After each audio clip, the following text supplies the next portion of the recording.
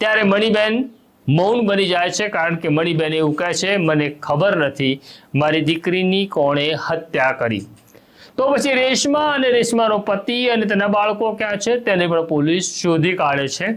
રેશમા અને તેનો પતિ આવે છે, તે પણ કહે છે અમને પણ જાણ નથી કે કોણે હત્યા કરી, કારણ કે અમને 2 દિવસ પહેલા નજીકના ગામમાં કામ મળ્યું તો હવે ખેતરમાં કામ કરવા ગયા હતા।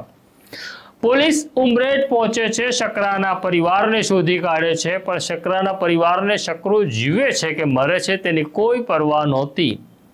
આમ પોલીસના બારણા બધી તરફથી બંધ થઈ રહ્યા હતા।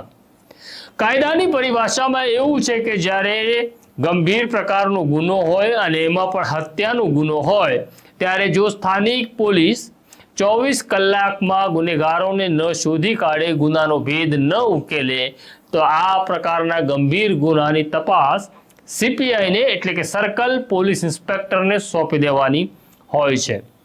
ભરત પટેલનું મન ડંખી રહ્યું હતું, અફસોસ થઈ રહ્યો હતો કે 24 કલાક થવા આવ્યા, હજી આપણે આરોપી કોણ છે અને કેમ માર્યા છે તેની જાણકારી મળી રહી નહોતી। એટલે તત્કાલીન ડીએસપી રાધાકૃષ્ણનને ફોન કરે છે અને ડીએસપી સાહેબને વિનંતી કરે છે કે સર, મને નિયમની તો ખબર છે કે જો 24 કલાકમાં ગુનાનો ભેદ ન ઉકેલાય તો તપાસ સીપીઆઈ તરફ જાય છે, પણ મારી વિનંતી છે હું આરોપીઓ સુધી પહોંચી જઈશ, આ તપાસ તમે સીપીઆઈને આપતા નહીં।